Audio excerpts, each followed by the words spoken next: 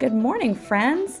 Today is the second Sunday in the season of Lent, and through this season, we're learning about covenants God has made with God's people. Do you remember what a covenant is? It's a special agreement that lasts and lasts. In our story last week, we heard how God made a covenant with Noah, promising never again to let a flood destroy the whole world. And as a sign of that covenant, God put a beautiful rainbow in the sky. This week, we're going to talk about another man who believed in God. This man's name was Abram. When Abram was an old man, God spoke to him and said, "Abram, take your wife Sarai and your nephew Lot and go to the land of Canaan. You will become the father of many children who will one day make a great nation. I will be your God, and you will all be my people forever." Even though he thought he was way too old to have children, Abram believed God and did exactly what God said, and he set out on his way for the land of Canaan.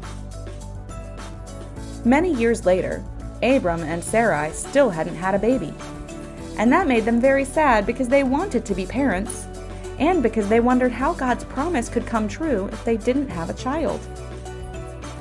Abram took his worries to God and asked God what he should do, how he could be the father of a great nation if he still had no children. God took him outside to look at the night sky and said, "Abram, how many stars are there in the sky? Can you even count them? That's what your descendants will be like."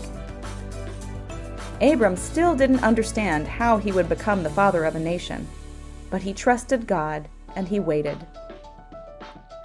When he was 99 years old, God spoke to him again and made the promise one more time.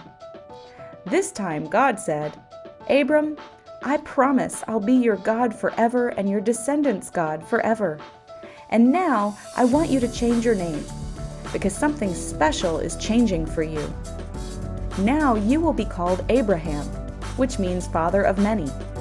And Sarai will now be called Sarah, because she will be the mother of nations. Now is the time for the promise to come true. She will have a son, and you will name him Isaac." Sure enough, when Abraham was 100 years old and Sarah was 90, she gave birth to a baby boy, and they named him Isaac.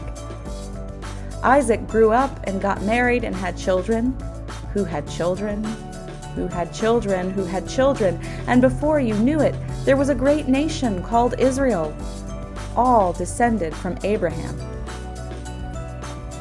Sometimes we want things to happen right away. We want all the blessing we can get right now.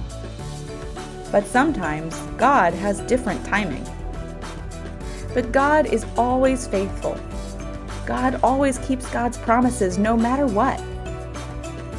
And we share in the promise made to Abraham. God is our God, always and forever, and we are God's people. God will never leave us. God will never turn away from us no matter what. How do we know?